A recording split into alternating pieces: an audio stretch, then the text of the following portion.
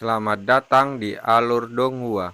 Sebelum mendengarkan, jangan lupa subscribe, like, komen, dan share ya, biar Mimin tambah semangat. Selamat mendengarkan. Setelah meninggalkan suaka para kultivator bersama Xiao Hua, Yuan pergi mencari alat teleportasi di kota mereka. Ketika menemukannya, Yuan menghampiri orang yang mengelolanya dan berkata, "Saya ingin pergi ke kota kabut hitam." Kota kabut hitam, itu sangat jauh dari sini, jadi biayanya 200.000 batu roh. Kata manajer itu, 200.000, kan? Ini, Yuan membayar uang itu tanpa ragu-ragu. Manajer itu sejenak menghitung batu-batu spiritual sebelum mengangguk. Baiklah, saya telah mengkonfirmasi pembayaran Anda. Beri saya beberapa menit untuk menyesuaikan perangkatnya. Sembari menunggu alat itu, Yuan teringat petunjuk arah yang diberikan Dong Ye kepadanya menuju lembah yang menghilang. Beberapa menit kemudian, Yuan melangkah melewati alat teleportasi, melakukan perjalanan ke sisi lain dunia dalam sekejap mata. Begitu ia keluar dari portal, ia disambut oleh pemandangan yang menyeramkan. Pandangannya terhalang oleh kabut hitam yang seolah menelan seluruh kota. Suasananya mencekam, dan terasa seperti ia telah tiba di alam bayangan. Tentu saja, Yuan sudah mengetahui tempat ini sebelum kedatangannya, jadi dia tidak terkejut dengan pemandangan itu. Kabutnya lebih tebal dari yang kuperkirakan. Untungnya, tidak berdampak buruk pada tubuh. Tapi, bagaimana seseorang bisa hidup di lingkungan seperti ini? Gumamnya dalam hati sambil mulai berjalan ke utara. Meskipun kabut hitam menghalangi pandangannya, dia tidak mengalami masalah dalam melihat dengan indera ilahinya.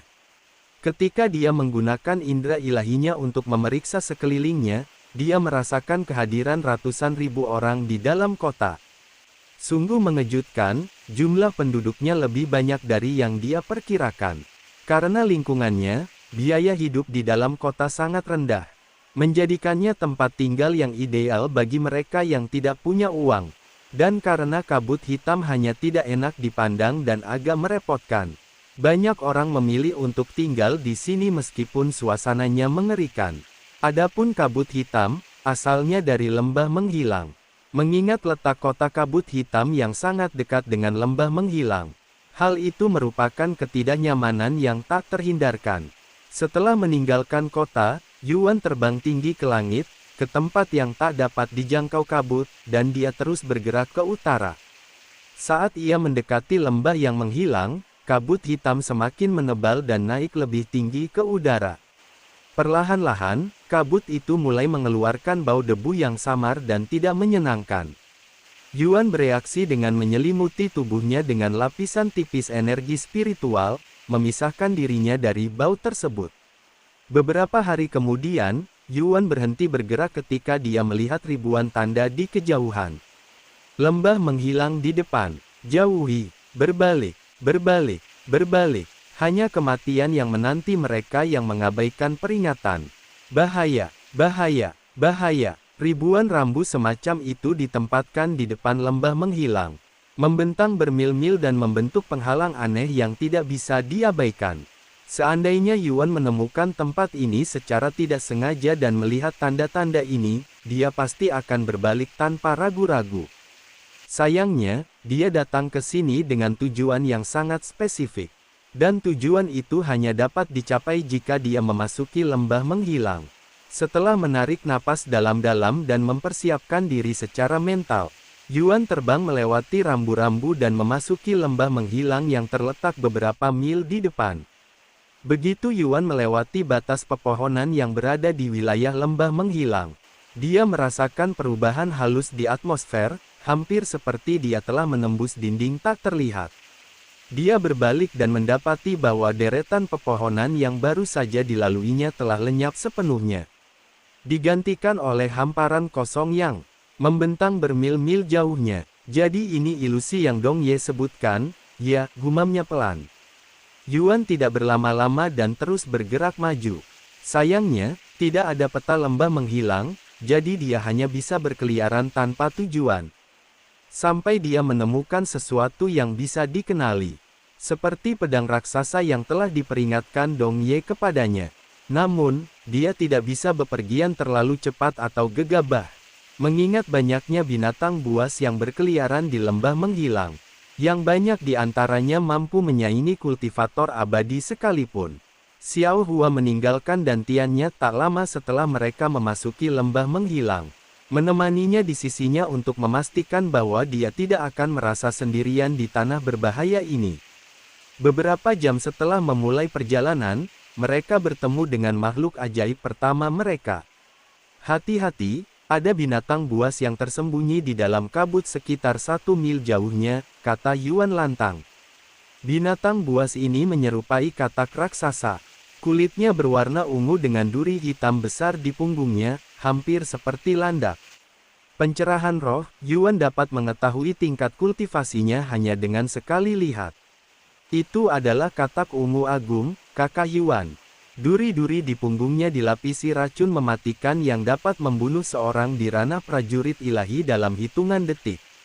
Dan ia memiliki kemampuan untuk menembakkannya dari tubuhnya seperti proyektil, kata Xiao Hua, memamerkan pengetahuannya.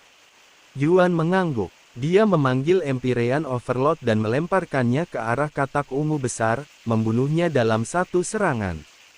Ding! Pemain Yuan telah menjadi pemain pertama di dunia yang berhasil mengalahkan bos elit, katak ungu agung. Hah! Kodok itu adalah bos elit. Yuan tidak menyangka akan melihat pengumuman untuk pembunuhan semudah itu. Kakak Yuan, kau harus menyimpan jarum-jarumnya. Jarum-jarum itu sangat berharga bahkan di surga atas, kata Xiao Hua kemudian. Yuan mengangguk dan mengumpulkan jarum-jarum itu. Jarum katak ungu besar. Bahan, deskripsi, sangat tahan lama dan mengandung racun mematikan. Sekarang setelah aku memegangnya, benda ini agak mirip dengan jarum penderitaan hitam yang kudapatkan beberapa waktu lalu. Mungkin benda ini dibuat dengan benda ini. Yuan mengungkapkan pikirannya setelah melihat kemiripan antara keduanya. Sebagian besar harta spiritual diciptakan dengan bagian-bagian yang diambil dari binatang ajaib, jadi sangat mungkin, kata Xiao Hua. Setelah menyimpan jarum-jarum itu, mereka melanjutkan perjalanan. Setengah jam kemudian, pemain Yuan telah menjadi pemain pertama di dunia yang berhasil membunuh bos elit, Corrupted Brown Drake. Bos elit lagi, jangan bilang semua binatang buas di lembah menghilang adalah entitas seperti itu. Gumam Yuan dengan suara linglung sambil menatap pengumuman itu dengan ekspresi aneh di wajahnya. Pemain Yuan telah menjadi pemain pertama di dunia yang berhasil membunuh bos elit, Oblivion Mantis. Pemain Yuan telah menjadi pemain pertama di dunia yang berhasil mengalahkan bos elit, Roh Bermutasi. Pemain Yuan telah menjadi pemain pertama di dunia yang berhasil membunuh bos elit, Babi Hutan Api yang terancam punah. Belum genap setengah hari sejak Yuan memasuki lembah menghilang. Dalam waktu singkat ini, dia telah membunuh 5 binatang buas unik, yang semuanya mengeluarkan pengumuman tak lama setelah dibunuh. Para pemain kebingungan dengan banyaknya pengumuman yang muncul hari itu, dan semuanya terkait dengan perburuan bos elit oleh pemain Yuan.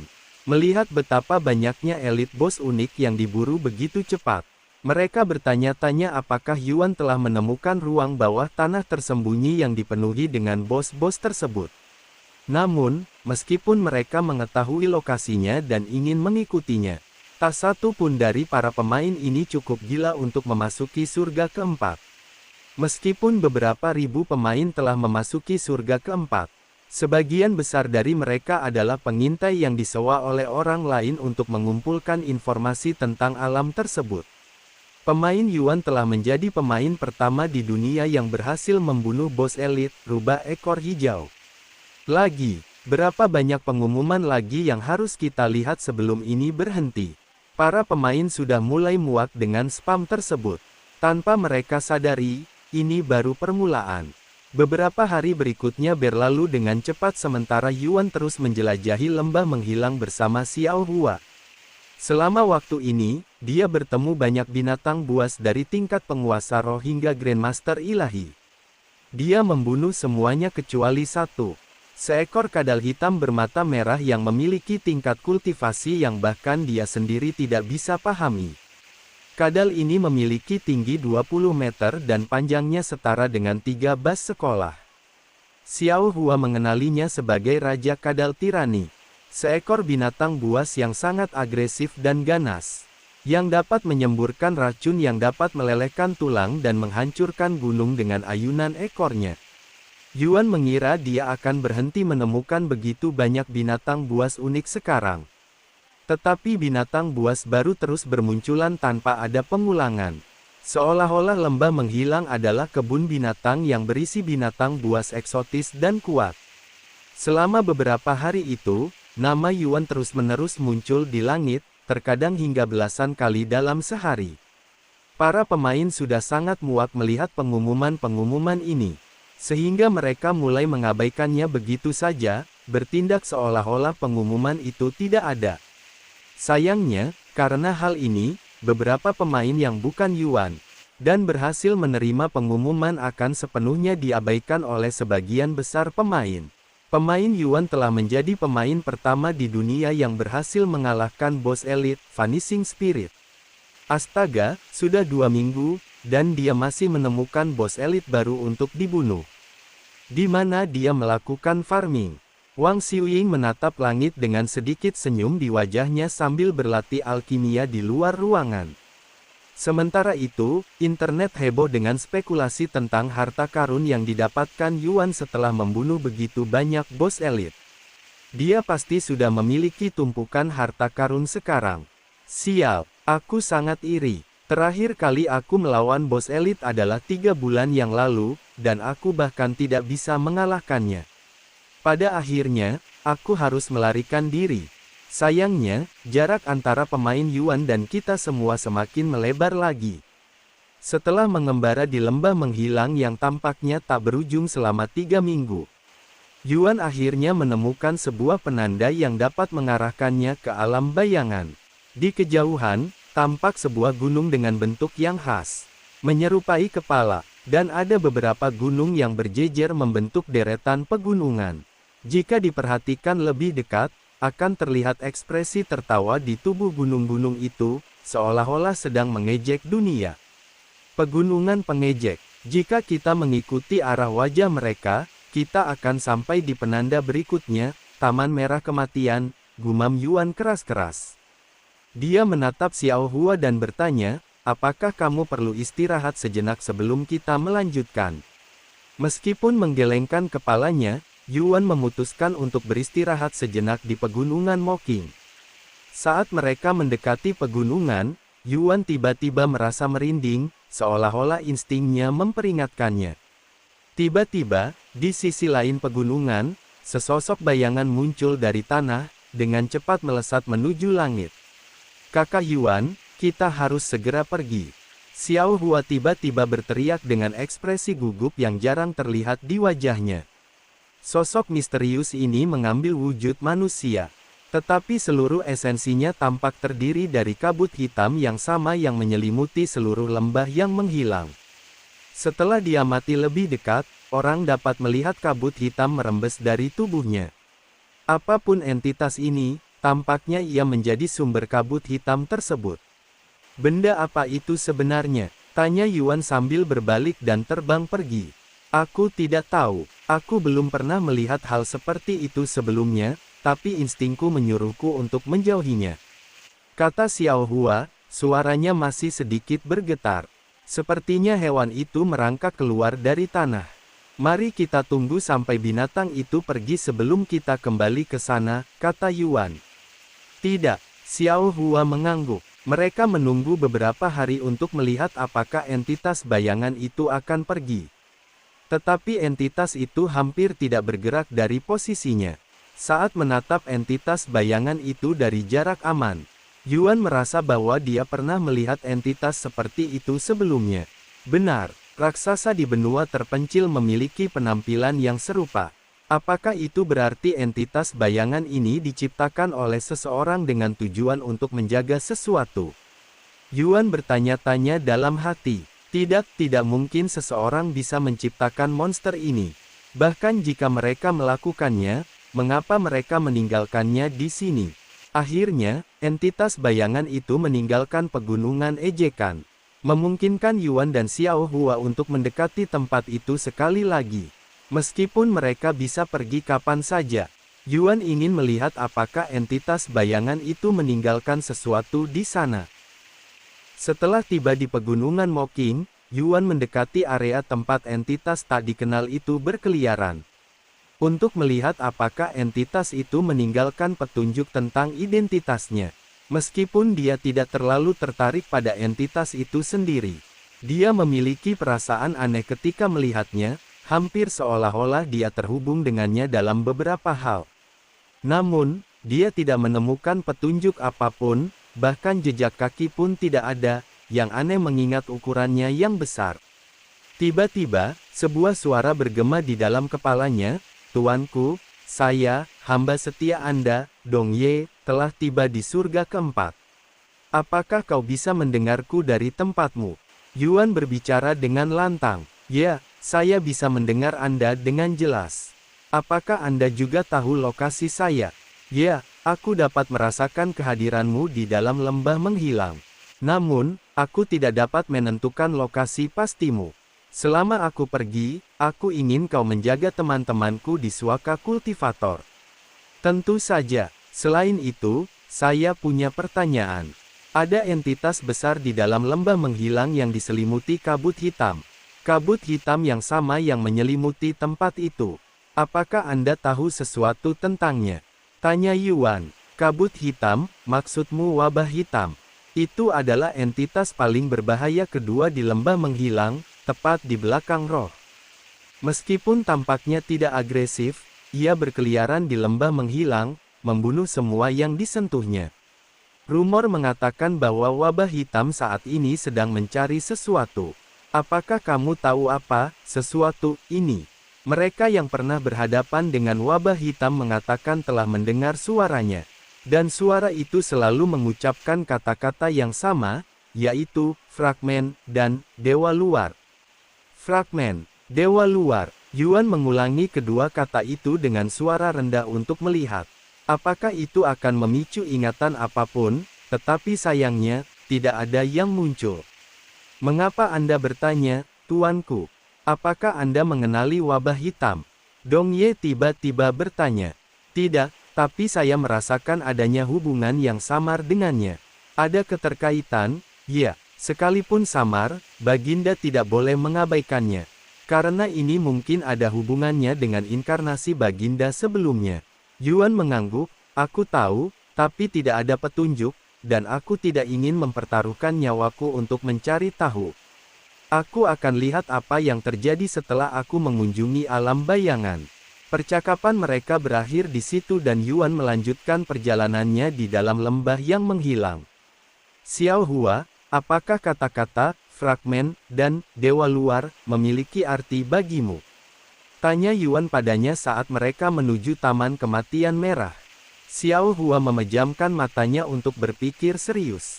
"Dewa luar, kurasa aku pernah mendengar ayahku mengucapkan kata-kata seperti itu sebelumnya, tapi ingatanku samar-samar," kata Xiao Hua beberapa saat kemudian. "Begitu ya, kurasa kita punya alasan lain untuk mengunjungi alam primordial sekarang." Yuan tersenyum. Beberapa hari kemudian, mereka tiba di Taman Merah Kematian. Dan seperti namanya, tempat itu adalah ladang bunga merah, lebih tepatnya, bunga lili laba-laba. Selain itu, ada banyak sekali kerangka yang tersebar di sekitar dan di dalam ladang, memberikan suasana yang menyeramkan. Taman Merah Kematian. Konon, binatang-binatang buas yang tinggal di lembah menghilang, merasakan mendekatnya kematian mereka. Secara naluriah tertarik ke tempat ini untuk menghembuskan napas terakhir mereka. Tidak ada yang tahu alasan di balik fenomena ini. Jika diperhatikan lebih teliti, orang akan melihat kerangka manusia yang tersebar di antara tumpukan tulang di dalam taman tersebut. Yuan dan Xiao Hua berhenti sejenak untuk mengagumi pemandangan yang indah namun menyeramkan itu. Saat mereka bersiap untuk pergi, mereka menyadari ada kehadiran yang perlahan mendekati mereka dari kejauhan. Yuan segera mengambil senjatanya untuk menghadapi sosok yang datang. Namun, dia menurunkan senjatanya ketika melihat entitas tersebut. Itu adalah binatang buas, wujudnya rusak oleh luka-luka parah. Dan organ dalamnya terbuka, menggantung dari tubuhnya di tengah banyaknya luka yang dideritanya. Binatang buas itu berjalan memasuki Taman Merah Kematian dengan gerakan kaku, hingga ia tak mampu lagi mengangkat satu kakinya, lalu roboh di tengah taman. Setelah menghembuskan napas terakhirnya, binatang buas itu menutup matanya. Kemudian, bunga lili laba-laba di dalam Taman Merah Kematian tiba-tiba mulai mengeluarkan gas berwarna merah tua yang menyelimuti area tersebut. Melihat ini, Yuan dan Xiao Hua dengan cepat naik lebih tinggi ke udara, tidak berani menyentuh gas yang tidak dikenal ini. Tindakan mereka segera terbukti benar ketika mayat binatang buas itu mulai larut. Secara bertahap berkurang hingga hanya tersisa tulang-tulangnya. Setelah Taman Merah Kematian menyerap mayat binatang buas itu, sekuntum bunga lili laba-laba tumbuh di tepi ladang. Terdapat puluhan juta bunga lili laba-laba di Taman Merah Kematian. Jika masing-masing bunga itu mewakili mayat yang diserap oleh taman tersebut, itu berarti puluhan juta entitas menghembuskan napas terakhir mereka di tempat ini. Mari kita menuju tujuan kita berikutnya, kolam yang menghilang, kata Yuan beberapa saat kemudian. Baik, Xiao Hua mengangguk. Fragmen, dari, Dewa Luar. Sebuah suara serak dan menyeramkan tiba-tiba terdengar, menyebabkan Yuan dan Xiao Hua menoleh. Di luar dugaan, wabah hitam muncul di belakang mereka seperti hantu tanpa peringatan apapun. Jaraknya masih beberapa mil di belakang mereka, tetapi sudah cukup dekat untuk membuat mereka merinding. Melihat ini, Yuan merangkul pinggang kecil Xiao Hua dan berlari bersama Vermilion Phoenix Dominating the Heavens. Melarikan diri menuju arah kolam menghilang seolah-olah nyawa mereka bergantung padanya. Itu sangat berbahaya. Aku tidak bisa merasakan keberadaannya meskipun jaraknya sangat dekat dengan kita. Yuan menangis dalam hati. Jika wabah hitam tidak bersuara, wabah itu bisa saja menyelinap masuk dan menyerang mereka dengan mudah. Kesadaran akan kemungkinan binasa tanpa menyadarinya membuat dia menyadari betapa seriusnya keadaan yang dihadapinya di lembah menghilang. Dia telah meremehkan bahaya tempat ini karena kemajuannya yang relatif lancar sejauh ini. Namun, pertemuannya yang nyaris celaka dengan wabah hitam telah membuka matanya terhadap bahaya sebenarnya yang mengintai di dalamnya. Dalam sekejap mata, Yuan menempuh jarak ratusan mil. Tidak berani berhenti hingga mereka berada puluhan ribu mil jauhnya dari Taman Merah Kematian. Itu berbahaya, terlalu berbahaya. Yuan menghela napas panjang setelah melihat sekeliling tanpa melihat wabah hitam di dekatnya. Maaf karena tiba-tiba menggendongmu, Xiao Hua. Ia segera menyadari bahwa ia masih menggendongnya seperti barang bawaan dan melepaskannya. Tidak apa-apa, dia menggelengkan kepalanya. Seandainya tidak karena suasana yang gelap, Yuan pasti akan menyadari bahwa pipinya merona. Aku terpesona oleh Taman Merah Kematian dan berhenti menggunakan indera ilahi untuk sesaat. Tetapi aku tidak akan mengulangi kesalahan itu lagi.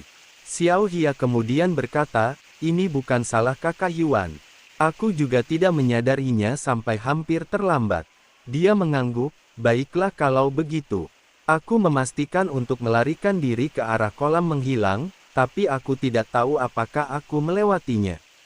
Kolam menghilang memiliki fenomena di mana ia menghilang selama beberapa jam setiap beberapa menit. Kolam menghilang berjarak tepat beberapa ribu napas dari Taman Merah Kematian. Jika seseorang bergerak dengan kecepatan tertentu. Sayangnya, Yuan terlalu sibuk untuk menghitung napasnya atau mengendalikan kecepatannya. Jadi dia tidak tahu apakah dia sudah terlalu jauh atau masih perlu menempuh perjalanan lebih jauh. Satu-satunya cara kita menemukan pintu masuk ke alam bayangan sekarang adalah Yuan mengalihkan pandangannya dari Xiao Hua ke siluet kecil pedang di kejauhan. Itu pasti pedang raksasa, gumam Yuan dengan suara rendah. Xiao Hua, keadaan akan semakin berbahaya saat kita semakin dekat dengan pedang raksasa, belum lagi roh itu. Tetaplah berada di dantianku untuk sementara waktu. Dia tahu Xiao Hua mampu, tetapi dia tidak ingin mengambil risiko apapun. Xiao Hua mengangguk, aku akan menjaga kakak Yuan agar kau tidak perlu khawatir makhluk itu akan menyelinap mendekati kita lagi. Setelah mengatakan itu, dia memasuki dantiannya. Yuan mulai bergerak menuju pedang raksasa tak lama kemudian, tetapi dia tidak berani bergerak terlalu cepat. Beberapa menit kemudian, dia merasakan bukan hanya satu, tetapi beberapa kehadiran yang tak terukur muncul di sekitarnya. Aku dikepung. Yuan segera menyembunyikan seluruh keberadaannya dan memasuki kabut hitam di dekat tanah, menghapus keberadaannya lebih jauh. Beberapa saat kemudian, beberapa makhluk ajaib muncul dan, tanpa ragu-ragu, langsung mulai saling menyerang. Yuan perlahan menjauhkan diri sambil menyaksikan dengan takjub. Mengapa mereka saling berkelahi? Pikirnya, makhluk-makhluk ajaib biasanya saling menghindari, tetapi di lembah menghilang, di mana makanan dan air adalah sumber daya yang langka. Mereka hanya bisa memangsa daging dan darah binatang-binatang buas lainnya, terutama karena mereka semua berasal dari garis keturunan yang berbeda. Selain itu, mengonsumsi binatang buas lainnya akan semakin meningkatkan kekuatan mereka sendiri. Dalam sekejap mata, 2 dari 4 makhluk ajaib yang muncul telah terbunuh, mayat mereka menghilang ke dalam kabut hitam. Sekalipun ia ingin menjarah mayat-mayat itu, Yuan hampir tidak mampu menahan gelombang dahsyat yang dihasilkan oleh bentrokan binatang-binatang buas tersebut. Karena gelombang itu mengandung sesuatu yang baru saja ia alami, energi abadi. Untungnya, energi abadi yang dipancarkan oleh binatang-binatang buas ini tidak sekuat energi abadi milik senior Bai. Tiba-tiba, di tengah pelariannya, salah satu serangan dari binatang buas itu secara kebetulan melayang ke arahnya. Sial, nasib buruk macam apa ini?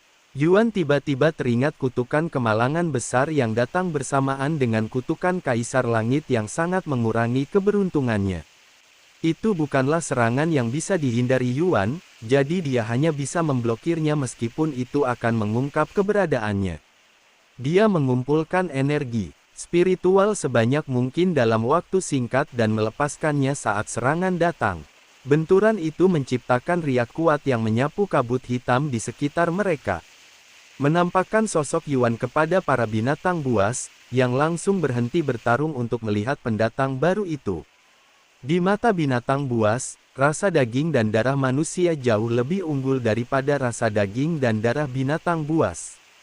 Sehingga mereka akan selalu memprioritaskan perburuan manusia terlebih dahulu. Begitu keberadaan Yuan terungkap, kedua binatang buas tingkat abadi itu saling mengabaikan dan langsung menyerang Yuan dengan rasa rindu yang tak terukur. Melihat ini, Yuan berbalik dan menggunakan Vermilion Phoenix Dominating the Heavens untuk terbang menuju pedang raksasa di kejauhan. Namun, tidak seperti wabah hitam, para binatang buas ini mampu mengejarnya, bahkan perlahan-lahan mendekatinya. Saat mereka bermain kucing dan tikus, para binatang buas itu terus-menerus menghujani Yuan dengan serangan dari belakang, memperpendek jarak dengan setiap serangan. Seandainya Yuan tidak menjauh dari para binatang buas itu sejak awal, dia pasti sudah tertangkap oleh mereka. Menyadari bahwa dia tidak akan bisa lolos dari para binatang buas ini lebih lama lagi, Yuan mulai menyerang mereka sambil terbang. Pedang tanpa batas, domain pertama, aliran pedang tak berujung. 5.000 pedang muncul di langit dan mulai menghujani para binatang buas. Masing-masing pedang ini diresapi dengan energi pedang yang ditingkatkan. Tetapi pedang-pedang itu tidak efektif melawan para binatang buas ini. Mereka langsung memantul dari tubuh mereka seperti melempar batu ke gunung. Aura pedangku yang telah ditingkatkan tidak mampu menembus energi abadi mereka. Yuan menelan ludah dengan gugup setelah menyadari hal ini. Jika serangan fisik tidak efektif, dia hanya bisa mencoba serangan spiritual. Setelah mengambil waktu sejenak untuk bersiap, Yuan tiba-tiba berhenti bergerak, berbalik, dan mengaktifkan kekuasaan Raja Abadi pada para binatang buas itu. Berhenti, dia membentak mereka. Benar saja, para binatang buas itu langsung berhenti bergerak dan menatapnya dengan tatapan bingung. Bunuh satu sama lain, perintahnya. Seolah-olah mereka disihir oleh kekuatan di luar pemahaman mereka. Para binatang buas itu mengalihkan pandangan mereka dari Yuan ke satu sama lain. Dan tak lama kemudian, melanjutkan pertarungan mereka. Ini benar-benar berhasil, Yuan menelan ludah dengan gugup. Kakak Yuan, benda itu kembali. Xiao Hua tiba-tiba memperingatkannya. Fragmen, dari, Dewa Luar. Wabah hitam telah muncul seperti hantu di hadapan para binatang buas. Namun makhluk-makhluk itu tidak menyadarinya dan terus saling bertarung. Ketika wabah hitam melangkah mendekati Yuan, tubuhnya menembus para binatang buas itu. Menyebabkan mereka langsung roboh, seolah-olah tertidur. Namun, mata mereka terbuka lebar dan tanpa tanda-tanda kehidupan. Melihat ini, Yuan segera mulai berlari menuju pedang raksasa lagi. Saat Yuan melesat menembus lembah menghilang dengan kecepatan yang sangat tinggi. Dia mendengar suara mengerikan bergema dari belakang. Fragmen, dari, Dewa Luar. Kakak Yuan, benda itu mengejarmu. Xiao Hua memperingatkannya dengan suara gugup. Kenapa sekarang? Sebelumnya ia tidak mengikuti kita. Teriak Yuan dengan keras. Dia menoleh ke belakang, dan benar saja, wabah hitam mengejarnya dengan langkah besar. Itu adalah pemandangan mengerikan yang langsung diambil dari film horor, membuat bulu kuduk Yuan merinding. Dia mengertakkan giginya dan melemparkan beberapa cahaya pedang yang diresapi dengan aura pedang yang ditingkatkan ke arah wabah hitam. Saat cahaya pedang menyentuh wabah hitam, cahaya itu menembus tubuhnya dan menghilang di dalamnya. Yuan tercengang dengan apa yang baru saja disaksikannya. Aura pedang yang ditingkatkan telah lenyap sepenuhnya di dalam tubuh wabah hitam, seolah-olah mereka dihapus dari keberadaan. Dong Ye, apakah wabah hitam punya kelemahan? Teriak Yuan dengan lantang, berharap Dong Ye bisa mendengarnya. Beberapa saat kemudian, Dong Ye menjawab, tetapi bukan jawaban yang diharapkan Yuan. Sayangnya, wabah hitam tidak memiliki kelemahan yang terlihat. Apapun yang bersentuhan dengannya akan binasa, baik itu energi spiritual maupun harta benda. Pada intinya, entitas itu benar-benar tak terkalahkan. Nah, aku sedang dikejar oleh makhluk tak terkalahkan itu sekarang. Apakah kau punya saran untuk membantuku keluar dari situasi ini? Tanyanya. Apa? Mengapa wabah hitam mengejar Anda, Baginda? Wabah itu terkenal karena mengabaikan segalanya bahkan ketika diprovokasi. Apakah Anda yakin bukan kebetulan wabah hitam bergerak ke arah Anda? Kebetulan, omong kosong. Dia benar-benar mengejarku, teriaknya. Dong Ye mengerutkan kening ketika mendengar ini. Dan dia merenungkan apakah dia harus ikut campur dalam situasi ini atau membiarkan takdir yang menanganinya seperti biasa. Tidak, takdir membawanya ke lembah menghilang karena suatu alasan. Aku tidak bisa ikut campur, atau tuanku akan menghancurkan tulang-tulang tua ini begitu dia sepenuhnya pulih ingatannya. Dong Ye dengan cepat mengambil keputusan. Lalu dia berkata, Anda tidak ditakdirkan untuk mati di lembah yang menghilang, tuanku. Lakukan saja apa yang biasanya Anda lakukan. Terima kasih atas bantuannya. Seru Yuan dengan nada sarkastik.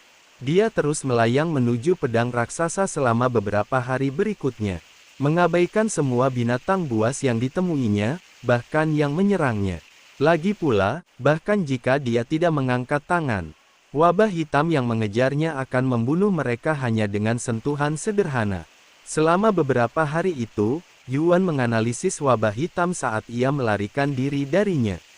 Ia memperhatikan bahwa tidak satu pun dari binatang buas di sana yang mampu melihat atau merasakan wabah hitam. Seolah-olah wabah itu tidak terlihat oleh mereka. Tidak masalah apakah binatang-binatang ini memiliki energi abadi atau tidak. Dan karena tidak satu pun dari mereka dapat merasakan wabah hitam, beberapa akan berjalan ke jalurnya dan tanpa sadar binasa. Wabah hitam dapat dianggap sebagai semacam takdir bagi para binatang buas. Karena wabah tersebut tidak dapat dilihat atau diantisipasi oleh mereka sampai sudah terlambat. Terlebih lagi, Takdir semacam ini hanya membawa para binatang tersebut pada kematian. Hal terbaik yang bisa dilakukan oleh para binatang buas di lembah menghilang adalah berdoa. Agar mereka tidak ditakdirkan untuk berpapasan dengan wabah hitam. Sama seperti manusia yang hanya bisa berharap mereka tidak ditakdirkan untuk binasa kapan saja. Saat Yuan menyadari hal ini, dia merasakan sesuatu berubah dalam dirinya, seolah-olah sesuatu telah terbangun. Namun, dia terlalu sibuk melarikan diri dari wabah hitam untuk memikirkannya. Tiba-tiba, Yuan menyadari wabah hitam melambat. Hah, kenapa ia berhenti? Yuan tidak berpikir sedetik pun bahwa wabah hitam mungkin lelah mengejarnya. Dan dengan cepat menyimpulkan bahwa kemungkinan besar ia tidak mau mendekati pedang raksasa karena suatu alasan. Melihat hal itu, dia terus mendekati pedang raksasa. Wabah hitam akhirnya berhenti mengejarnya dan kemudian menghilang. Namun, tanpa disadari, Yuan telah mendekati pedang raksasa jauh lebih dekat dari yang dia duga. Meskipun Senior Bai telah memperingatkannya untuk tidak terlalu dekat dengan pedang raksasa. Dia ingin melihat roh yang disebutkan itu meskipun hanya sekilas. Yuan menghentikan gerakannya dan menatap pedang megah di kejauhan, tatapannya dipenuhi kekaguman. Pedang raksasa itu berbeda dari apapun yang pernah Yuan temui sebelumnya. Bilahnya memiliki ukiran yang rumit, menambah daya tariknya. Namun, yang paling memikat perhatian Yuan tak dapat disangkal adalah aura misterius yang terpancar dari pedang itu. Aura tersebut memiliki kemiripan dengan aura pedang dan aura pedang yang ditingkatkan. Namun memiliki kualitas yang sama sekali berbeda, jauh lebih kuat dan tajam. Seolah terhipnotis olehnya, Yuan menatap pedang itu dengan ekspresi linglung di wajahnya. Ding, Anda telah melihat sekilas, tanda tanya. Pemahaman Anda tentang, telah meningkat sedikit sekali. Bahkan sistem pun tidak bisa mengidentifikasinya. Gumam Yuan pada dirinya sendiri saat melihat pemberitahuan itu. Tiba-tiba, sebelum dia sempat merenungkan aura misterius itu, seluruh tubuh Yuan bergetar, seolah-olah memperingatkannya akan bahaya yang akan datang. Dia secara naluriah menggunakan teknik gerakannya. Tepat saat Yuan bergerak, aura pedang yang kuat turun ke tempat dia berdiri beberapa detik yang lalu. Meniup kabut hitam dan menciptakan area seluas 10 mil. Bekas tebasan pedang yang panjang di tanah. Bekas tebasan pedang ini juga sangat dalam sehingga dasar lubangnya tidak dapat dilihat dengan mata telanjang. Yuan menatap bekas tebasan pedang itu dengan mata terbelalak, punggungnya basah kuyup oleh keringat dingin.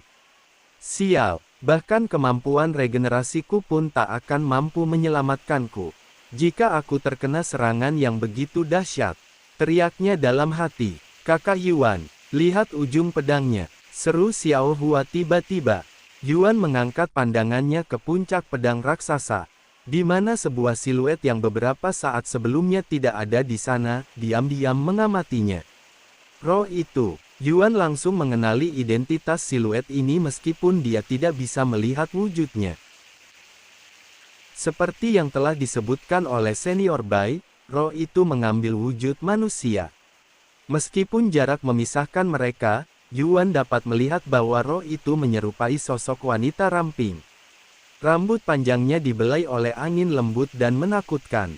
Yuan mencoba mengamati roh itu lebih dekat, tetapi ada kekuatan tak terlihat yang menghalangi indera ilahinya untuk mendekatinya setelah jarak tertentu. Jelas bahwa roh itu tidak menyambut tatapannya. Namun, setelah serangan awal, roh itu tidak menyerang Yuan lagi, seolah-olah hanya mencoba memperingatkannya, atau begitulah yang dia pikirkan. Sesaat kemudian, dia melihat roh itu mengangkat lengannya sebelum mengayunkannya ke arahnya. Sinar pedang yang dahsyat melesat ke arah lokasi Yuan seperti cambuk, mengukir bekas pedang yang dalam di tanah, membentang bermil-mil jauhnya. Kakak Yuan, apa yang kau lakukan?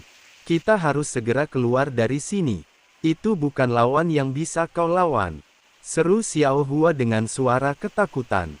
Meskipun telah menghabiskan banyak waktu bersamanya, Yuan belum pernah menyaksikan Xiao Hua menunjukkan rasa takut yang begitu nyata sebelumnya. Hal ini menggarisbawahi kekuatan yang tak terbayangkan dan kengerian yang dimiliki oleh roh pedang raksasa. Setelah memastikan keberadaannya yang menakutkan, Yuan, karena tidak ingin membuat roh itu semakin marah, berbalik dan mulai berlari menuju pintu masuk alam bayangan. Dilihat dari posisiku saat melihat pedang raksasa, aku pasti sudah sangat dekat dengannya, pikir Yuan dalam hati sambil mengaktifkan Vermilion Phoenix Dominating the Heavens. Biasanya, dia akan menguji situasi dengan melancarkan beberapa serangan kepada penyerangnya, seperti yang dia lakukan dengan wabah hitam. Tetapi dia benar-benar tidak ingin mengetahui apa yang akan terjadi jika dia menyerang roh yang tak terbayangkan ini. Meskipun awalnya aku tidak bisa merasakannya, serangannya dipenuhi dengan aura pedang yang ditingkatkan, dan bahkan berkali-kali lebih kuat daripada seranganku. Yuan melirik bekas pedang kedua yang masih tersisa dengan aura pedang yang ditingkatkan milik roh itu. Jika aura pedang yang ditingkatkan miliknya berbenturan dengan aura pedang yang ditingkatkan milik roh tersebut, dia pasti akan kalah. Kalah telak. Yuan dapat merasakan tatapan tajam roh itu mengikutinya bahkan tanpa melihatnya. Dia bergerak dengan kecepatan luar biasa yang akan membingungkan bahkan para kultivator alam ilahi. Namun roh itu dapat dengan mudah mengikuti gerakannya. Beberapa detik kemudian, Yuan dikejutkan oleh sensasi dingin lain yang membuat seluruh tubuhnya merinding. Dia segera menghentikan gerakannya, tidak berani bergerak sedikit pun. 4 bekas pedang muncul di sekelilingnya pada detik berikutnya. Jika dia terus bergerak, bahkan mengubah arah, dia akan binasa akibat serangan roh tersebut, yang bahkan mengantisipasi jalur pelariannya. Satu-satunya hal yang tidak diantisipasi oleh roh itu adalah penghentiannya yang tiba-tiba, yang menyelamatkan nyawanya. Ini benar-benar gila, Yuan berteriak dalam hati sambil mulai melayang menuju pintu masuk alam bayangan. Roh itu, seolah terkesan dengan penampilan Yuan, berhenti menyerangnya untuk sementara waktu. Tetapi tatapannya tetap tertuju padanya, mengamati setiap gerakannya. Beberapa menit kemudian, Yuan hampir tidak menyadari adanya portal hitam di kejauhan. Itu pasti pintu masuk ke alam bayangan. Meskipun ia merasa lega akhirnya melihat pintu masuk, ia tetap harus khawatir tentang keselamatannya saat sampai di sana, karena ia belum melupakan roh yang masih mengawasinya. Benar saja, tepat ketika dia hanya beberapa saat lagi akan mencapai portal, dia merasakan aura roh itu tiba-tiba meledak, mencapai langit. Seluruh tubuh Yuan bergetar hebat, seolah-olah memperingatkannya akan kematiannya yang sudah dekat. Dengan firasat buruk bahwa dia tidak akan selamat dari serangan yang akan datang, Yuan tanpa ragu mengerahkan seluruh kekuatan tersembunyinya. Supremasi surga, aura keemasan yang megah menyelimuti Yuan saat kekuatan yang tak terukur melonjak dari kedalaman tubuhnya. Ketika fisik abadi emas mendeteksi kekuatan supremasi surga, ia merespons dengan mewujudkan sebuah bentuk semi baju zirah transparan yang menyelimuti seluruh tubuhnya. Kemajuan, 10%. Armor emas ini tidak menghalangi gerakan Yuan, dan juga tidak memiliki bobot sama sekali. Namun, armor ini justru meningkatkan kemampuan Yuan ke tingkat yang lebih tinggi lagi, menyaingi kemampuan roh. Ayo, penguasa Empyrean. Yuan memanggil pedangnya dan mengaktifkan seni astral Dewa Perang. Sosok roh itu tampak gemetar setelah melihat penguasa Empyrean. Secara naluriah, ia menarik kembali serangannya, tetapi ia bertindak agak terlambat. Sejumlah besar energi spiritual dan aura pedang yang ditingkatkan turun ke arah Yuan, melampaui serangan yang dia gunakan pada senior Bai beberapa kali lipat. 9 pedang tertinggi. Yuan menggunakan 9 pedang tertinggi, melancarkan serangkaian serangan pedang cepat secara beruntun, yang masing-masing beberapa kali lipat lebih kuat dari sebelumnya. Ketika serangan habis-habisan Yuan bertabrakan dengan serangan roh, hal itu menghasilkan riak kolosal yang membelah ruang, dan menanamkan rasa takut pada setiap makhluk di lembah menghilang yang merasakannya. Tanpa memandang tingkat kultivasi mereka, 6 dari 9 serangan 9 pedang tertinggi dibutuhkan untuk melenyapkan serangan roh tersebut. menyisakan 3 serangan yang melesat menuju roh itu sendiri. Namun, Yuan tidak mau menunggu hasilnya dan segera menyerbu masuk ke pintu masuk alam bayangan. Tunggu, roh itu mengangkat tangan dan mengulurkannya ke arah Yuan. Tetapi pada saat itu dia sudah menghilang ke alam bayangan. Roh itu tetap berada di posisi tersebut seperti patung batu. Tepat ketika 3 serangan pedang terakhir dari 9 pedang tertinggi Yuan mendekati roh itu. Roh itu dengan santai mengayunkan lengannya. Dengan mudah melumpuhkan serangan paling dahsyat yang bisa dikerahkan Yuan saat itu. Dan memperlakukannya dengan acuh tak acuh. Pedang tadi, tidak mungkin. Gumam roh itu dengan suara linglung sambil mengingat kembali bayangan Empyrean Overlord milik Yuan di dalam kepalanya. Ia ingin mengejar Yuan untuk mengkonfirmasi kecurigaannya. Tetapi pergerakannya terbatas, tidak dapat menjauh terlalu jauh dari pedang raksasa. Selain itu, pintu masuk ke alam bayangan terletak di luar jangkauan perjalanannya, sehingga segala upaya menjadi sia-sia. Setelah berhasil melarikan diri ke alam bayangan, Yuan mengambil waktu sejenak untuk bernapas setelah hampir kehilangan nyawanya akibat serangan dahsyat dari roh tersebut. Aku belum pernah sedekat ini dengan kematian. Bahkan saat aku benar-benar mati di dalam makam kaisar tanpa nama, teriak Yuan keras sambil jatuh tersungkur di tanah yang dingin. Roh itu sangat kuat, mungkin bahkan lebih kuat daripada senior Bai. Xiao Hua keluar dari dantiannya untuk menghiburnya, namun kau berhasil lolos tanpa terluka, kakak Yuan. Yuan menatap telapak tangannya yang berkeringat dan menghela napas, ya, tapi dengan mengorbankan penggunaan terakhirku atas supremasi surga. Kecuali aku mendapatkan persetujuannya, aku tidak akan bisa memanggil kekuatannya lagi. Dan kita mungkin harus menghadapi roh itu lagi begitu kita meninggalkan alam bayangan. Tanpa supremasi surga, Yuan tahu dia tidak punya harapan untuk lolos dari roh itu untuk kedua kalinya. Bahkan, dia percaya bahwa meskipun dia memiliki penggunaan supremasi surga tanpa batas, itu tetap tidak akan cukup untuk mengalahkan roh itu dengan kekuatannya saat ini. Setelah cukup beristirahat dan menenangkan diri, Yuan mengamati sekelilingnya. Sama seperti saat pertama kali memasuki alam bayangan dari kuil esensi naga. Ia mendapati dirinya berada di tengah-tengah kota yang sunyi dan bobrok, yang tampak seperti telah hampa kehidupan selama berabad-abad.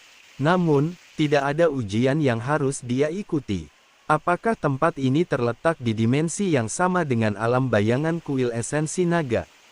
Yuan menyuarakan kekhawatirannya dengan lantang, merasakan sedikit kecemasan akan kemungkinan mereka terpisah.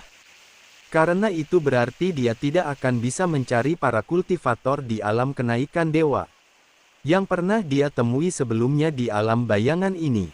Namun, ia segera teringat salah satu ahli alam kenaikan dewa yang menyebutkan bahwa alam bayangan memiliki banyak pintu masuk. Oleh karena itu, ada kemungkinan besar bahwa mereka berada di suatu tempat di dalam alam bayangan ini. Satu-satunya tantangan adalah menemukan mereka di tengah medan yang luas dan asing ini. Dari mana aku harus mulai? Dia menghela napas. Berbeda dengan lembah menghilang, di mana dia diberi petunjuk untuk mencapai alam bayangan. Dia sama sekali tidak tahu harus mulai dari mana begitu tiba di tempat tujuan. Pada akhirnya, dia hanya bisa memikirkan satu solusi. Kurasa kita harus berkeliling sampai menemukan sesuatu lagi, gumamnya. Indra ilahinya cukup kuat untuk meliputi seluruh kota yang ditinggalkan dan bahkan beberapa mil di luarnya. Tempat alam bayangan yang sebenarnya berada. Setelah Xiao Hua kembali ke dantiannya, dia pergi ke langit dan terbang keluar kota, memasuki alam bayangan. Segera setelah meninggalkan kota, entitas-entitas bayangan dengan berbagai bentuk dan ukuran mulai muncul di sekitar Yuan. Mata merah mereka menatapnya dengan nafsu membunuh yang luar biasa. Manusia, manusia, manusia. Suara serak mereka terus bergema, mengingatkan Yuan pada pertemuan pertamanya dengan jiwa-jiwa yang diasingkan ini. Namun, tidak seperti ketika dia hanya seorang Grandmaster Roh. Dia tidak sepenuhnya tidak tahu apa-apa tentang alam bayangan. dan bahkan memiliki kemampuan yang cukup untuk menjelajahi tempat itu tanpa terlalu khawatir tentang jiwa-jiwa yang diasingkan. Jiwa-jiwa yang diasingkan itu juga sedikit lebih kuat daripada yang dia ingat. Tetapi mereka tidak cukup kuat atau cepat untuk mengancamnya selama dia tetap waspada. Mereka kemungkinan besar adalah kultivator yang kuat di masa lalu. Tetapi mereka telah jatuh ke keadaan yang menyedihkan, setelah mengembara sebagai jiwa yang terperangkap selama bertahun-tahun. Hanya seseorang dengan hati yang kejam dan acuh tak acuh yang bisa melakukan hal seperti itu kepada mereka.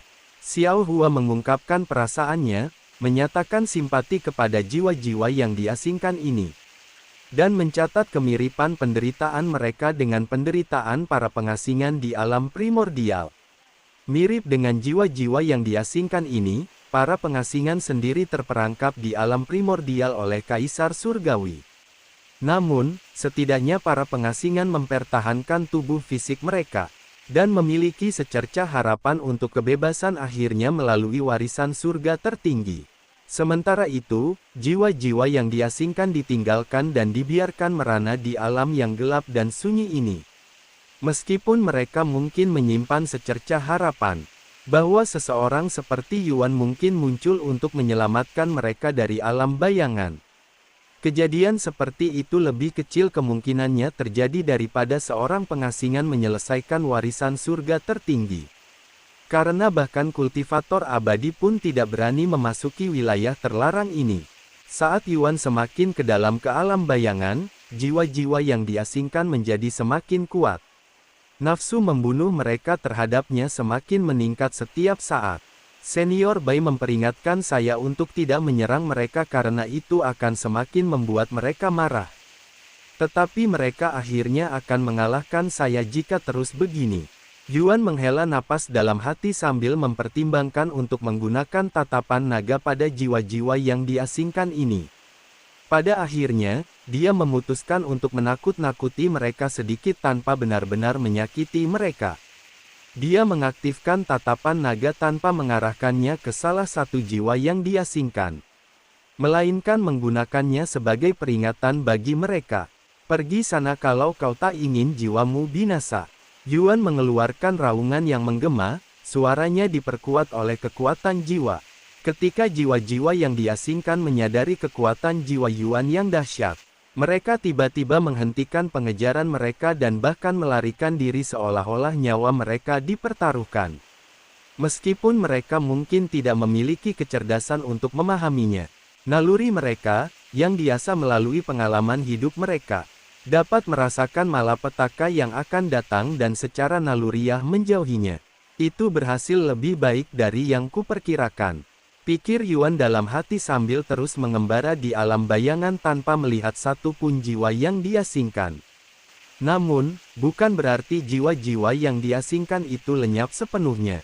Yuan masih bisa merasakan kehadiran mereka dengan indera ilahinya. Mereka tetap hadir, meskipun dari kejauhan, diam-diam mengamati setiap gerakannya. Seolah-olah mereka menunggu Yuan lengah, saat yang tepat bagi mereka untuk menyerang. Mengetahui hal ini, Yuan tidak berani lengah dan terus memancarkan sebagian kekuatan jiwanya. Sesekali sebagai pengingat bagi jiwa-jiwa yang diasingkan itu bahwa dia masih bisa menghapus keberadaan mereka sesuka hati. Selain itu, tindakan Yuan melepaskan kekuatan jiwanya bukanlah sesuatu yang bisa dilakukan sembarang orang. Hal itu hanya dapat dicapai karena kekuatan jiwanya yang melimpah, dan pengetahuan yang terkumpul dari kehidupan masa lalunya. Biasanya, hanya kultivator abadi yang telah mengolah jiwa mereka selama berabad-abad, yang berani menggunakan kekuatan jiwa mereka dengan cara yang begitu luar biasa. Karena hal itu berpotensi membahayakan jiwa mereka jika dilakukan secara tidak benar atau impulsif. Namun, Yuan melakukannya dengan mudah, seolah-olah itu sudah menjadi kebiasaan, seperti bernapas. Kini, karena tak ada lagi jiwa-jiwa yang diasingkan yang berani mendekatinya, Yuan merasa perjalanan di alam bayangan jauh lebih santai. Namun, bukan berarti perjalanan itu sepenuhnya santai. karena ia harus fokus mengendalikan jumlah kekuatan jiwa yang dipancarkannya. Jika ia memancarkan terlalu banyak energi, itu mungkin akan melukai jiwa-jiwa yang diasingkan, menyebabkan mereka mengamuk, tetapi jika terlalu lemah, itu tidak akan menjauhkan mereka. Terlebih lagi, ia harus berhati-hati dengan tindakan seperti itu sepenuhnya, karena hal itu dapat dengan mudah menjadi bumerang dan merusak jiwanya. Untungnya baginya, teknik kultivasi jiwanya, jiwa tak terkalahkan surga, terus memulihkan kekuatan jiwanya. Jika tidak, dia tidak akan mampu menggunakan metode seperti itu. Beberapa hari kemudian, Yuan masih berkeliaran di alam bayangan tanpa petunjuk apapun mengenai lokasinya. Namun, dia menyadari bahwa jiwa-jiwa yang diasingkan semakin kuat, sehingga dia harus menggunakan lebih banyak kekuatan jiwa untuk menjauhkan mereka. Dengan laju peningkatan kekuatan mereka, aku tidak akan mampu mengimbangi mereka dalam waktu sekitar seminggu lagi, pikir Yuan dalam hati. 3 hari kemudian, Yuan melihat kota lain di kejauhan. Dia segera mendekatinya. Setelah memasuki kota, tak satu pun dari jiwa-jiwa yang diasingkan itu berani mengikutinya melewati tembok kota. Seolah-olah mereka dilarang melakukannya. Namun, Yuan tidak merasakan adanya hal aneh di sekitar kota itu. Tidak ada yang bisa menjelaskan mengapa jiwa-jiwa yang diasingkan menolak memasuki kota. Dia mengira ada formasi di sekitar kota yang menjauhkan jiwa-jiwa yang diasingkan. Tetapi dia tidak bisa merasakan hal seperti itu. Bahkan jika itu adalah formasi tingkat 9 yang kuat, dia seharusnya masih bisa merasakannya sampai batas tertentu. Karena dia tidak perlu khawatir tentang jiwa-jiwa yang diasingkan muncul di kota. Yuan memanfaatkan waktu ini untuk memulihkan kekuatan jiwanya dan beristirahat. Setelah pulih sepenuhnya, Yuan tidak langsung melanjutkan perjalanannya dan terbang ke udara untuk mengamati kota tersebut. Kota ini tidak sama dengan kota sebelumnya, tetapi memiliki beberapa kemiripan, hampir seolah-olah berasal dari kota yang sama, hanya terpisah, gumam Yuan. Dia memutuskan untuk berkeliling kota untuk melihat apakah ada petunjuk lain. Saat ia berjalan-jalan di seluruh kota, ia merasakan nostalgia. Seolah-olah ia pernah ke tempat ini sebelumnya, sebelum tempat ini berubah menjadi begitu menyedihkan. Tapi di mana saya pernah melihat tempat ini? Dia melihat-lihat toko-toko dan sejenisnya, berharap itu akan memicu sesuatu dalam dirinya. Pangsit emas. Rumah cahaya bintang, mie sempurna Laos. Sayangnya, tempat itu terlalu kecil, dan melihat nama-nama toko hanya semakin memperkuat perasaan bahwa dia pernah ke tempat ini sebelumnya. Jika ini hanya sebagian dari keseluruhan kota, seharusnya ada tempat serupa lainnya di alam bayangan. Mungkin aku akan menemukan jawabannya setelah mengunjungi cukup banyak tempat di sana. Dengan pemikiran itu, Yuan segera meninggalkan kota untuk mencari kota berikutnya. Meskipun dia tidak tahu kemana dia akan pergi, Yuan bergerak dengan penuh tujuan tanpa merasa putus asa atau tersesat. Seolah-olah dia secara naluriah mengetahui tata letak alam bayangan. 5 hari kemudian, ia bertemu dengan kota lain. Sekarang aku yakin, ini hanya sebagian dari sebuah kota, dan aku pernah ke kota ini sebelumnya. Yuan membenarkan kecurigaannya setelah mengunjungi kota ketiga. Namun, dia tidak dapat mengingat di mana dan kapan dia pernah mengunjungi tempat itu sebelumnya. Meskipun dia sudah berusaha keras mengingat-ingat, dia meninggalkan kota itu untuk mencari kota berikutnya. Namun, kekuatan, jiwa-jiwa yang diasingkan telah mencapai tingkat di mana bahkan Yuan pun tidak dapat menjauhkan mereka dengan kekuatan jiwanya tanpa melukai mereka. Sehingga ia harus kembali menghindari mereka. Kali ini, butuh hampir 2 minggu untuk mencapai kota berikutnya. Berbeda dengan 3 kota pertama, kota ini memiliki sesuatu yang sangat berbeda. Di jantung kota berdiri sebuah pagoda yang menjulang tinggi dan megah, ketinggiannya seolah mencapai langit. Kehadirannya begitu mencolok sehingga Yuan dapat melihatnya dari jarak bermil-mil. Ketika Yuan melihat pagoda ini, sebuah nama langsung terlintas di benaknya, tetapi dia tidak berani mengambil kesimpulan terburu-buru. Ketika dia sampai di tembok kota, dia melihat sebuah papan nama usang tergeletak di tanah tepat sebelum pintu masuk kota. Ekspresinya membeku saat dia membaca kata-kata di papan tanda itu. Ah, seperti yang kukira, tempat ini. Kota Xian. Memang, tempat ini adalah rumah Tian Xian, yang juga dikenal sebagai dewa jahat yang membunuh Kaisar Langit Pertama. Makhluk jahat mengerikan yang membunuh jutaan kultivator. Cukup untuk menciptakan lautan darah dan gunung-gunung yang dipenuhi mayat. Yuan turun ke samping papan nama itu dan menatapnya dengan ekspresi mendalam di wajahnya. Beberapa waktu kemudian, dengan energi spiritual, ia mengangkatnya dan meletakkannya di atas pintu masuk kota. Tempat ia pernah berdiri dengan penuh kemegahan. Setelah itu, ia mengarahkan pandangannya ke pagoda di jantung kota. Meskipun telah terbengkalai selama bertahun-tahun, pagoda itu tetap tinggi dan megah, seolah tak tersentuh oleh perjalanan waktu. Dia mendekatinya dengan hati yang berat, merasa sangat sedih karena suatu alasan. Bahkan jika dia tidak memiliki semua ingatan Tian Xian, itu adalah perasaan yang dia terima dari jiwanya. Saat Yuan mendekati pagoda dan berdiri di pintu masuknya, dia menatap papan nama besar yang tergantung di atas pintu. Surga yang tak terkalahkan. Ah! Saat Yuan berdiri di hadapan surga yang tak terkalahkan, ingatan-ingatan yang selama ini terblokir mulai mengalir kembali ke dalam pikirannya.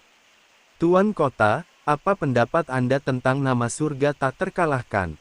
Saya rasa itu nama yang cukup cocok untuk seseorang seperti Anda. Seseorang yang belum pernah mengalami kekalahan, tanya seorang pemuda kepadanya. Mengapa kau menanyakan itu padaku padahal kau sudah membuat papan nama dan menggantungnya di pintu masuk? Tian Xian menggelengkan kepalanya sambil tersenyum lembut. Pemuda itu menggosok hidungnya dengan malu-malu dan berkata, kami tidak bisa memikirkan sesuatu yang lebih tepat, jadi kami sedikit terburu-buru. Dia dengan cepat melanjutkan, tapi kita bisa merobohkannya dan membuat yang lain jika kamu benar-benar tidak menyukainya. Tidak, ini sudah bagus. Kerja bagus. Terima kasih, Tuan Kota. Pemuda itu membungkuk, menunjukkan ekspresi lega di wajahnya. Saat Yuan mengenang masa-masa ketika ia menjadi penguasa kota Xian, ia membuka pintu menuju surga yang tak terkalahkan dan memasukinya. Lantai pertama berfungsi sebagai lobi, tempat warga sering berbaris untuk membahas keluhan mereka terhadap kota.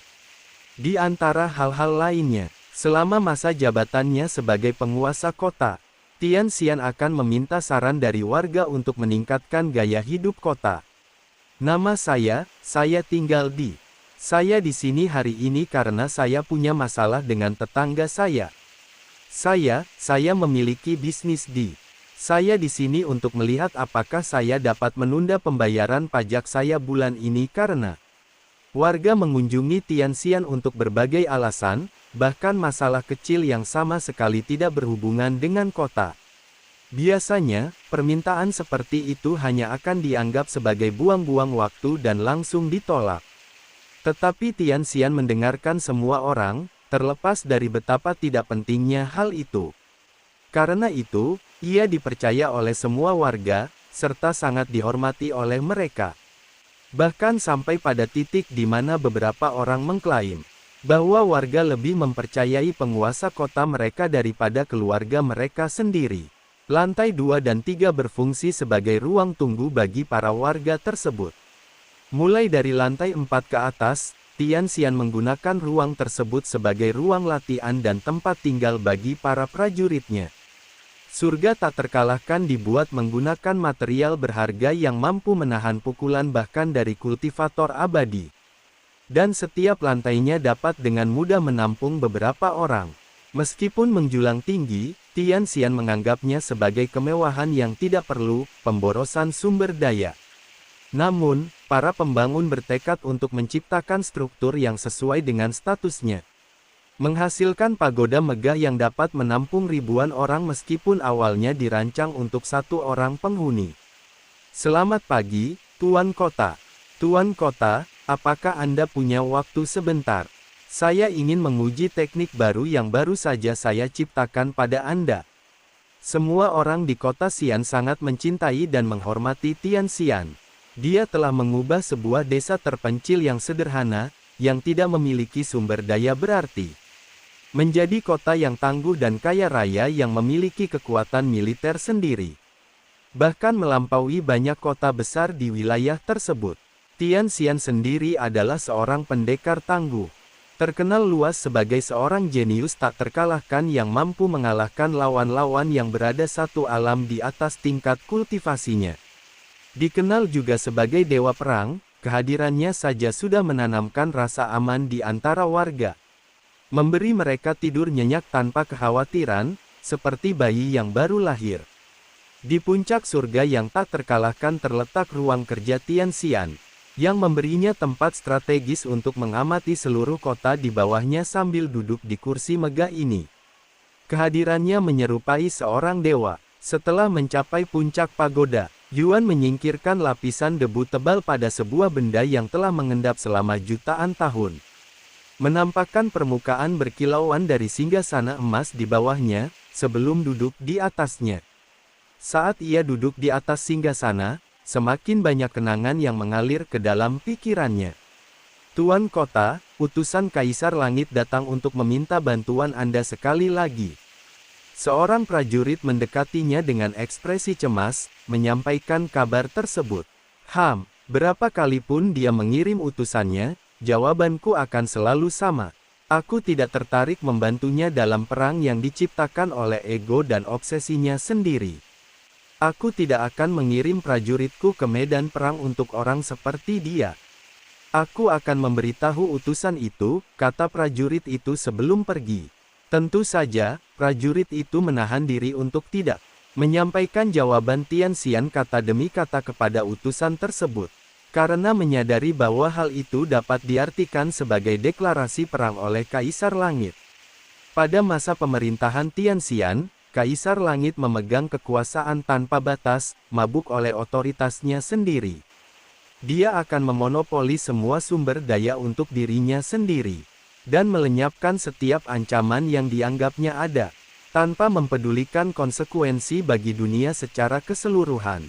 Betapapun hormatnya kota Xian menolak untuk mendukung Kaisar Langit dalam perangnya, pada akhirnya hal itu akan dianggap sebagai pembangkangan, bahkan penentangan. Di mata Kaisar Langit, penolakan untuk bersekutu hanya dapat diartikan sebagai permusuhan. Seperti yang diperkirakan, setelah 3 kali penolakan, Kaisar Langit berhenti mengirim utusan dan malah mengirimkan pasukan perang ke kota Xian untuk menekan Tian Xian.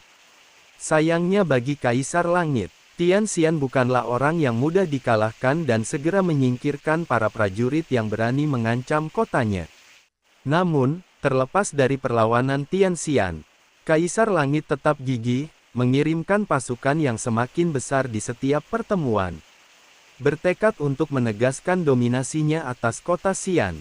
Perdebatan bolak-balik ini berlanjut selama beberapa tahun hingga Kaisar Langit merasa cukup dan sedikit menyesuaikan rencananya. Namun, perubahan taktik yang tiba-tiba ini mengakibatkan sebuah insiden yang menandai berakhirnya perang yang sudah hampir usai. Dan dimulainya perang yang lebih besar lagi yang berlangsung selama ribuan tahun. Serta lahirnya entitas menakutkan yang dikenal sebagai Dewa Jahat. Setelah sejenak melihat sekeliling, dia berdiri dan berkata, ada tempat di dekat sini yang ingin saya kunjungi. Mari kita sedikit berbelok. Setelah meninggalkan surga yang tak terkalahkan, Yuan melanjutkan perjalanan dengan berjalan kaki menuju sebuah bangunan tertentu yang terletak beberapa menit dari sana. Yuan menyeka debu yang menutupi plakat logam di sebelah gerbang, memperlihatkan nama keluarga, Tian, yang terukir dengan sempurna di atasnya.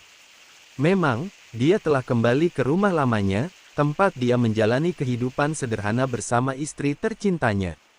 Setelah memasuki gedung, dia langsung berjalan ke sebuah ruangan tertentu di lantai 2. Ketika melihat bagian dalamnya, ia teringat apa yang ditunjukkan tangga menuju surga kepadanya selama cobaan sebelumnya. Mei Xiu, Yuan menggertakkan giginya dan mengepalkan tinjunya saat memasuki ruangan yang berlumuran darah. di mana dinding dan langit-langitnya ternoda oleh darah coklat kering dari bertahun-tahun yang lalu. Menunjukkan bahwa seseorang telah menemui nasib mengerikan di dalam ruangan itu. Merasakan gelombang nafsu membunuh yang signifikan darinya, Xiao Hua dengan gugup bertanya. Apakah kau baik-baik saja, kakak Yuan? Mendengar suaranya, Yuan menarik napas dalam-dalam dan mengangguk lemah, ya. Setelah sejenak menatap pemandangan mengerikan di hadapannya, Yuan menghela napas panjang sebelum berbalik dan keluar dari ruangan. Dia berjalan kembali ke bawah hingga mencapai ruang bawah tanah. Kepulan debu tebal menghantam wajah Yuan saat dia membuka pintu ruang bawah tanah. Tetapi dia bereaksi cukup cepat untuk menghalangnya. Setelah menuruni tangga yang berderit setiap langkah, Yuan tiba di sebuah ruangan kecil yang pernah ia kunjungi sebelumnya selama ujian di tangga menuju surga. Sekilas ruangan itu tampak kosong, kecuali debu yang jelas menutupi setiap inci tempat itu. Tetapi Yuan mendekati salah satu dinding dengan cara yang mengisyaratkan ada sesuatu di sana. Dia memejamkan mata dan berdiri di sana dalam keheningan. Beberapa saat kemudian, dia menggumamkan beberapa kata yang tak terdengar. Sebuah riak besar menyapu ruangan sebagai respons, menampakkan sebuah portal merah yang berdiri tepat di depan Yuan. Setelah melihat portal ini, Yuan langsung masuk ke dalamnya tanpa ragu-ragu. Di sisi lain portal itu terdapat dunia lain. Dunia itu gelap gulita tanpa cahaya. Sangat gelap sehingga Yuan bahkan tidak akan bisa melihat tangannya sendiri meskipun dia melambaikannya di depan wajahnya. Indra ilahi juga tidak berguna di jurang ini, atau lebih tepatnya, tidak tersedia, karena basis kultivasi Yuan disegel begitu dia masuk, seolah-olah kegelapan telah melahap semuanya. Dia bahkan tidak repot-repot mencoba memanggil api alkimianya untuk menerangi tempat itu. Karena dia tahu itu akan menjadi usaha yang sia-sia. Meskipun jarak pandangnya nol dan basis kultivasinya disegel, Yuan dengan tenang berjalan maju dengan langkah yang tepat dan mantap, sesekali berbelok pada sudut tertentu.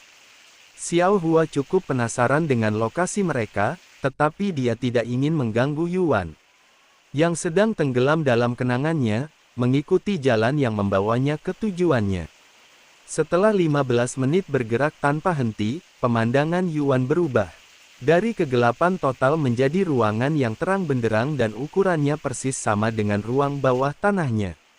Namun, ruangan itu sangat bersih dan tanpa setitik debu pun. Selain itu, ada 3 barang yang dipajang di ujung ruangan. Yuan mendekati ketiga benda itu dengan perasaan nostalgia yang menyelimutinya. Ada sebuah tombak perak tua, sebuah baju zirah hitam yang rusak, dan sepasang sepatu bot hitam yang sudah usang. Ketiga benda ini dikenakan oleh Tian Xian ketika ia masih dikenal sebagai Dewa Perang. Mengalami lebih banyak pertempuran daripada prajurit paling veteran sekalipun saat ini. Terlepas dari kondisinya yang sudah usang, meskipun penampilannya luar biasa, mereka tetap memancarkan aura mendalam yang melampaui bahkan harta karun tingkat ilahi. Kemenangan perak, tingkat mitos, kualitas puncak. Persyaratan kekuatan fisik, 27 juta. Deskripsi, sebuah relik kuno yang pernah digunakan oleh Dewa Perang, yang telah bertarung dan memenangkan lebih dari 1 juta pertempuran. Meskipun penampilannya compang camping, kondisinya tetap sangat baik. Meningkatkan kerusakan sebesar 10.000%. Meningkatkan penetrasi senjata sebesar 20.000%. Meningkatkan kerusakan tambahan sebesar 10.000% saat bertarung melawan kultivator lain. Rompi Stygian, tingkat mitos, kualitas puncak, persyaratan kekuatan fisik, 20 juta. Persyaratan pertahanan fisik, 35 juta. Deskripsi, Dewa Perang tidak pernah memasuki pertempuran tanpa baju zirah ini, dan menyelamatkan nyawanya berkali-kali. Meningkatkan pertahanan fisik sebesar 1000%. Saat dikenakan, akan memantulkan semua kerusakan dari mereka yang berada di bawah Dewa Penguasa. Perlindungan Dewa Perang akan aktif secara otomatis ketika merasakan bahaya yang mengancam nyawa pemakainya. Meniadakan kerusakan 1 kali dari mereka yang berada di bawah Kaisar Ilahi. Waktu pendinginan 1 jam. Sepatu bot Stygian. Tingkat, mitos. Kualitas, puncak. Persyaratan kekuatan fisik, 12 juta. Persyaratan pertahanan fisik, 19 juta. Deskripsi, sepatu favorit Dewa Perang, solnya berwarna merah tua karena selalu terendam dalam darah musuh-musuhnya. Meningkatkan kecepatan gerak sebesar 100% saat dikenakan. Kebal terhadap sebagian besar batasan gerak saat dikenakan. Meningkatkan kecepatan gerak tambahan sebesar 50% saat berada di lingkungan medan perang. Yuan menyimpan 2 dari 3 harta karun ini di cincin spasialnya, dan langsung mengenakan sepatu bot Stygian. Meskipun dia sudah memiliki tombak, kehebatan Silver Victory jauh melampaui jiwa naga dalam bentuknya saat ini, dan dalam hal kekuatan mentah. Satu-satunya keunggulan jiwa naga atas Silver Victory adalah efek uniknya yang mengabaikan energi spiritual. Kecuali jika dia bertemu musuh yang tidak dapat dia lukai secara normal, seperti Bai Sutao, Silver Victory akan lebih bermanfaat baginya. Adapun baju zirah, akhirnya ia memiliki sesuatu untuk menggantikan jubah naga tak terlihat, yang telah cukup lama mengabdi padanya. Terlebih lagi, tubuh telanjangnya saja, yang diperkuat oleh fisik abadi emas, mampu menahan serangan dari kultivator ranah prajurit ilahi, sehingga jubah naga tak terlihat menjadi semakin usang. Namun, Stygian Boost bisa dibilang yang terbaik dari ketiga harta karun untuk Yuan. Karena harta karun yang meningkatkan kecepatan gerak seseorang sangat langka dan dicari. Selain itu, harta karun ini juga melindunginya dari banyak batasan gerak. Seperti formasi yang dapat memperlambat gerakan seseorang. Dalam pertarungan antara dua petarung yang sama-sama terampil dan kuat, yang memiliki kecepatan lebih unggul biasanya keluar sebagai pemenang. Oleh karena itu apapun yang dapat meningkatkan kecepatan gerak seseorang sangat berharga. Ruangan mewah sebelum ini hanya dimaksudkan untuk menyembunyikan ketiga harta karun ini. Xiao Hua tak kuasa menahan diri untuk bertanya. Yuan mengangguk. Ruangan ini seharusnya menjadi tempat berlindung yang aman bagi istriku, tetapi akhirnya malah menjadi gudang. Hah, istri kakak Yuan, gumam Xiao Hua dengan suara linglung. Kehidupan saya sebelumnya, saya memiliki istri dan sedang mengandung seorang anak. Sayangnya, saya tidak mampu melindungi mereka. Mereka dibunuh saat saya sibuk melawan musuh. Yuan menghela napas, tidak menyembunyikan salah satu momen tergelap dalam hidupnya. Yuan memejamkan matanya, mengingat kembali peristiwa-peristiwa yang mengarah pada insiden tragis itu. Tian Xian menjalani masa kecil yang sulit sejak lahir. Ia ditinggalkan tak lama setelah lahir dan dibiarkan di hutan belantara sebagai makanan bagi binatang buas. Jika seorang bandit gunung yang lewat tidak menemukannya dan memutuskan untuk membesarkannya, itu akan menjadi akhir dari segalanya. Namun, di luar dugaan, Tian Xian berhasil selamat.